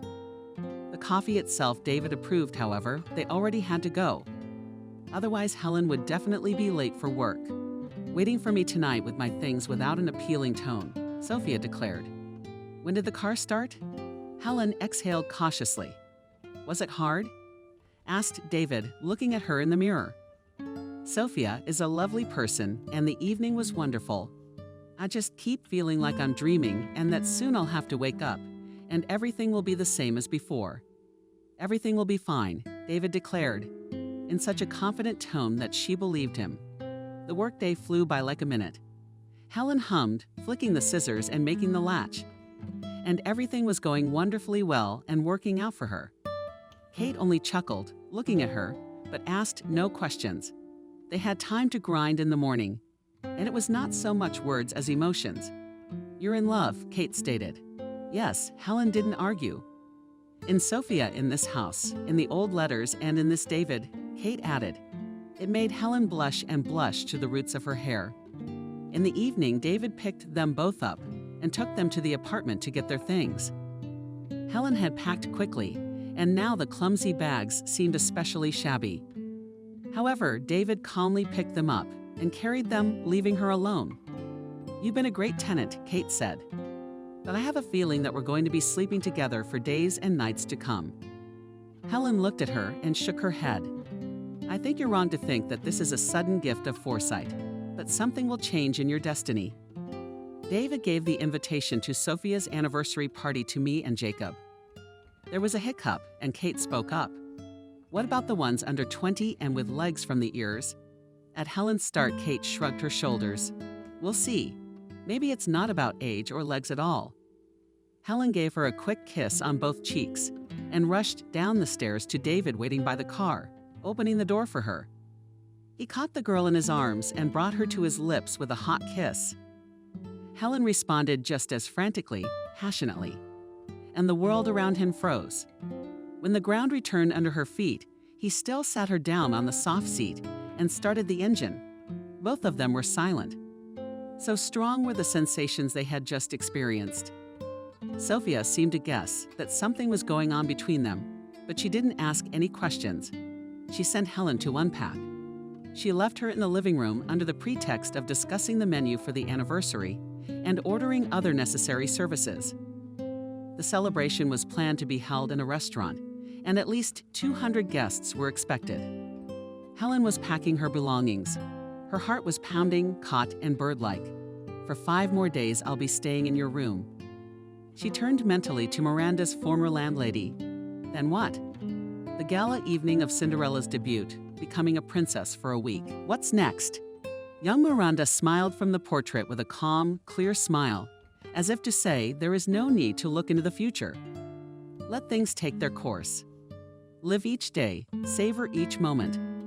I know now how short life may be, but I was so happy. Do you think if I knew everything ahead of time, I'd ask you to rewrite my destiny? Of course not. After calming down a bit and getting a handle on her emotions, Helen changed into her house dress and went downstairs. "My friends," Sophia announced solemnly, "have you forgotten that there is supposed to be dancing on the anniversary? And of course, we are not talking about those convulsions of explicit emphasizing, which are commonly called dancing. No, I'm talking about a noble art, a conversation between a man and a woman in the language of movements." Helen shook her head and her shoulders. She doesn't know how to dance. That's what's sure to befall her. Shame. I'll teach you, whispered David in her ear. Sophia clicked the remote control and soft, smooth music started playing. David approached his grandmother and bowed to her in a half bow, inviting her to waltz. Sophia returned the curtsy, and the couple swirled in warm waltzes in their waves, loping easily and gracefully. As if not touching the floor, Helen watched them spellbound, making a vow to herself to learn to move the same way. And when David, taking his lady to the chair, turned to her, she heartily followed him to the middle of the living room. 1, 2, 3 times, 2, 3 times, 2, 3 told off. So Sophia. But Helen did not hear her voice. Her body lived separate from her consciousness. She was spinning, and the world was spinning. And there was something magical, unique about it. She was no longer afraid of stepping on her beau's foot and appearing clumsy. She was living the dance. You see, it's working. David whispered to her, "You don't need to be taught. I just need to keep you from flying up in the air and flying away from me. I won't fly away," whispered Helen, "because I won't let go." David answered, and she realized that he meant it. and the music was calling, drawing her into the inexpressibly beautiful. Further, where there is no place for malice, self-interest, stupidity, and troubles, which we humans are so good at making up, sending lives to ourselves and others, even the closest ones. And when the last chord was struck, Helen felt a slight sense of disappointment at the fact that you can't go on spinning like this forever. Eye to eye, hand in hand. These 5 days had been the most wonderful days of the girl's life. At least, she truly thought so. All the wrongs were forgotten. She did not remember the despicable deed of her husband, who had abandoned her and the prize of the highest universal savings. It was somewhere far away, like an unpleasant dream that dissipated in the morning. The real thing was David, Sophia, the house in the country, time spent together reading, talking, dancing, labeling, cooking. Helen absorbed new knowledge like a sponge. She was changing, turning into something new, like a chrysalis into a butterfly. And she liked herself immensely.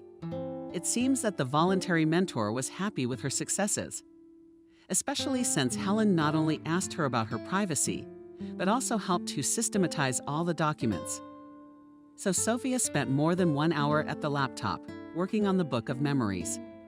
At this time, Helen lined up somewhere near a book or embroidery.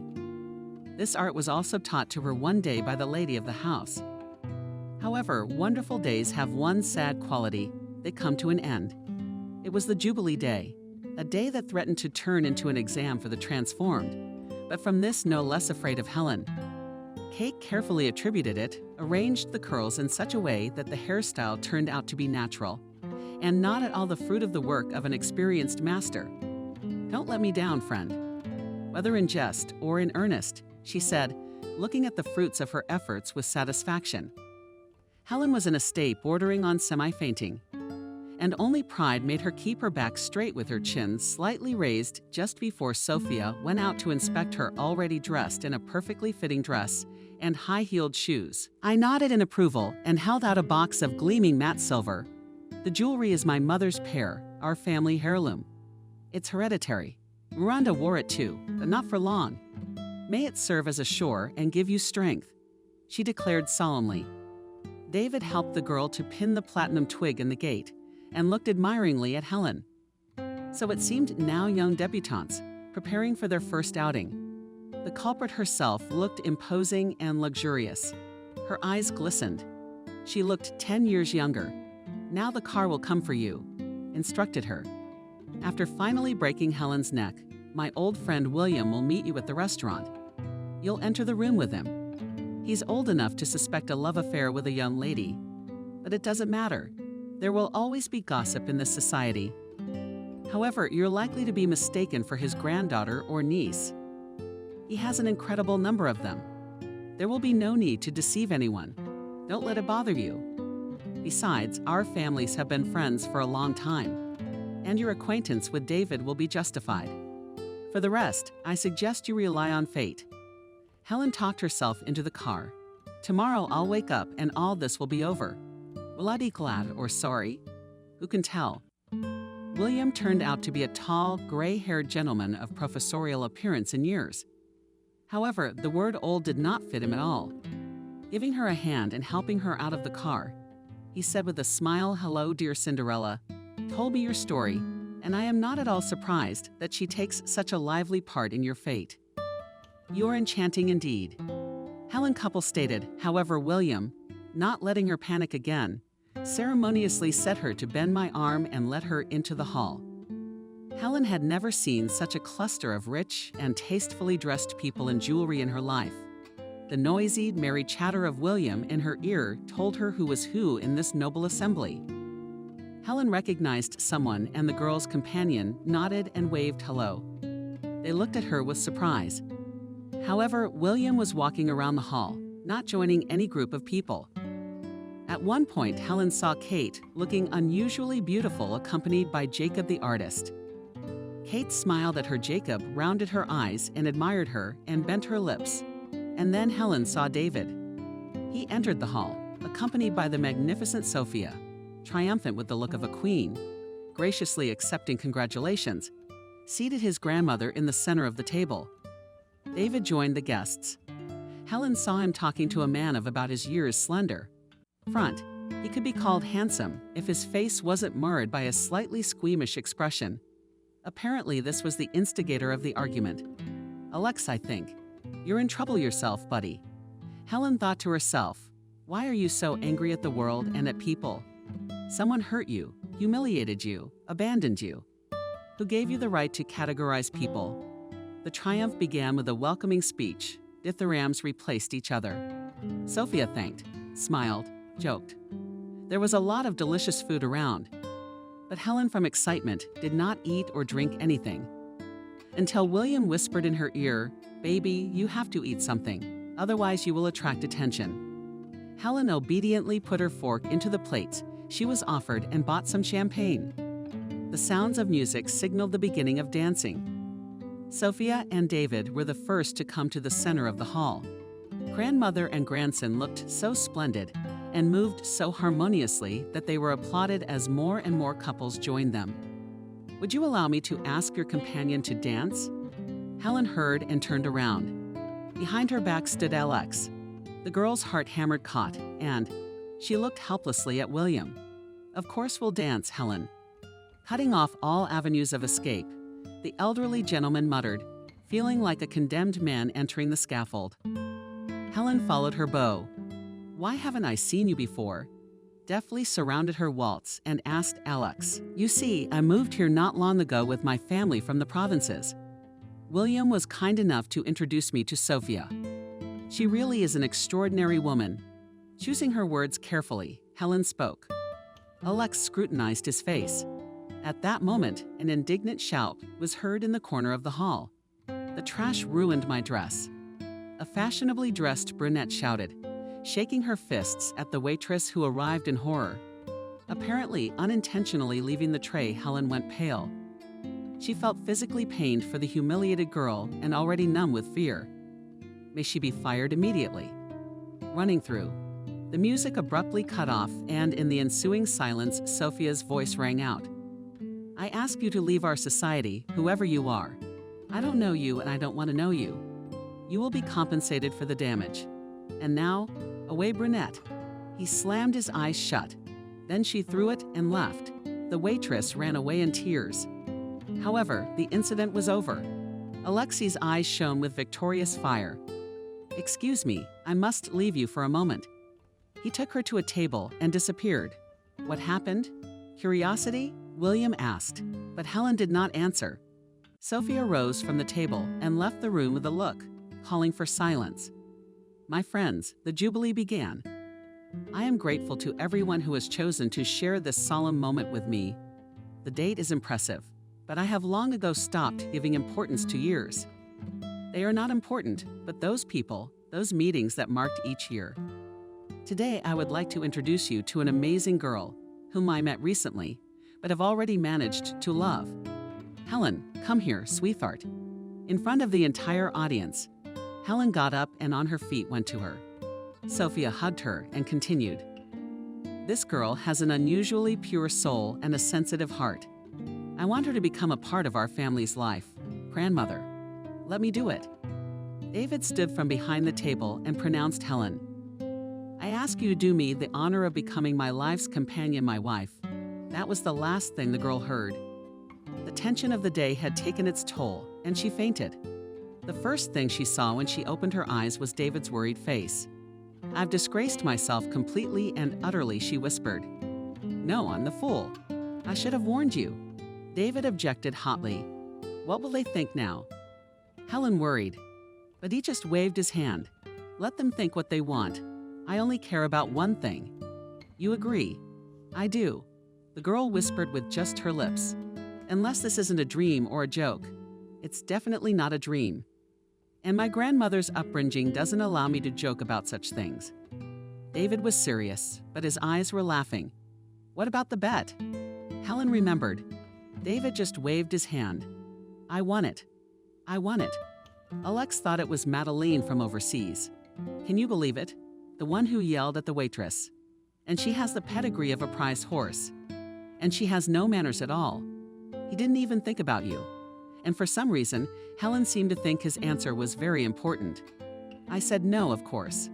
But he's stubborn. He said it should be a wedding present. Don't think about the little things. Can you stand up better? I think I can, after thinking about it, the girl decided. Then I have a suggestion.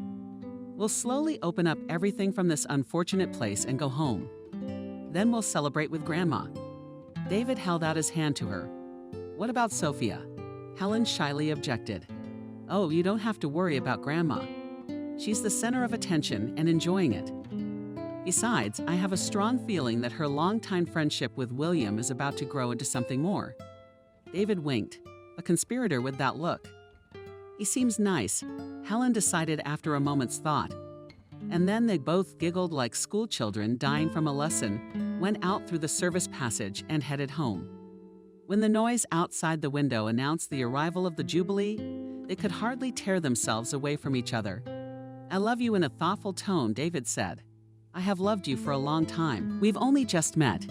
Helen objected timidly. It seemed to her that one person just couldn't contain a modicum of happiness. I've loved you all my life, David shook his head. I just didn't know it. And then you walked into a cheap barber shop and gave the master a large bill. Helen giggled. Feminine coquetry took over and self-control was slowly taking over from panic. Definitely need to buy cartloads of good cognac. That's how wrong Cupid is, laughed David. Without me giggling, Sophia inquired, entering the house. Now I'll give you another reason. William, looking at David, proposed to me. Both of them froze, waiting for the theatrical pause to end. And I said yes. Sophia finished, wiping away happy tears. Both applauded. Oh, come on with the muttering. She sits down in the chair. He has been in love with me since the Institute. I chose your grandfather, and I've been faithful to him all these years. In the place where we'll all meet, all our deeds and thoughts will be weighed. In the meantime, let's live happily ever after. David opens the champagne. It is not known whether wise Sophia guessed that Helen and David woke up in the same bed, having gone to different bedrooms. She didn't let it show, though she looked at them thoughtfully at the breakfast table. And great-grandchildren, so that no less than 2, so that both Miranda and Sergi clearly played the wedding. A month later, there were many guests.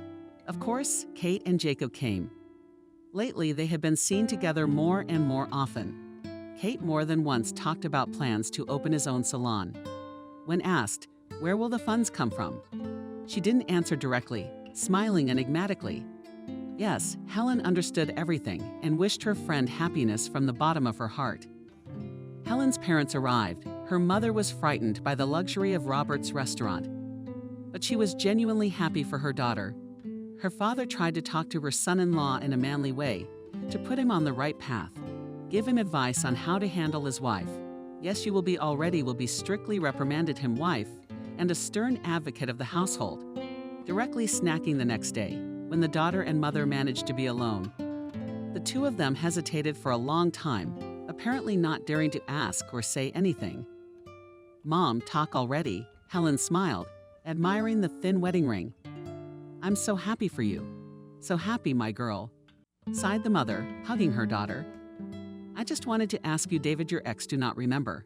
Helen shuddered so unexpectedly it sounded. You know, Mom, it turns out that I do not remember. He hurt me a lot, of course, but I forgive him. If it had turned out otherwise, I would never have met my beloved. Helen said thoughtfully, You forgive him, daughter. It is a friend of mine, his mother Tasia, to tell him, because the fate for you punished. That's how it turned out what happened. Helen realized that the fate of her husband, the traitor, still worries her. He found a rich man, her mother explained. And that one was again with a nasty temper. She finished the cottage and didn't need him. She found a younger, richer man. He was thrown out of the house like a puppy. David came back to the dorm. And there's more news. He put money into a credit cooperative account, but the owner turned out to be a crook. He transferred the money to himself and left the country. The case was opened, of course. Well, look for him now. David. He hobbled around and drank himself to death. Neighbors told his mother when he was already homeless. Pouring leftovers out of beer bottles. She came, took him away, took him out. He was thin, became sick all over. but he stopped drinking. He's going to church. He's giving you the wine as an excuse. He says God punished me for Helen. He lives at the temple. What do you want me to paint? Fix? You see what fate can do. Helen hugged her mother tightly and buried her face in her hair. Mom, it's not my fault that it turned out this way, she said. Will you say I forgive him? And I'll put a candle that he was healthy and found happiness. Only I have a different happiness. Looking at the happy grown-up daughter. Her mother smiled quietly, and yet it turned out like we dreamed when we were young. She said suddenly, "You're destined to live your life with David." "I don't mind," Helen replied, laughing. "The most beloved, the most dear. For better or for worse, in sickness and in health. That's the only way it should be." "Really, Mom? Really, my daughter?" Mother said. And in my heart, I said my mother's prayer and hugged Helen even tighter.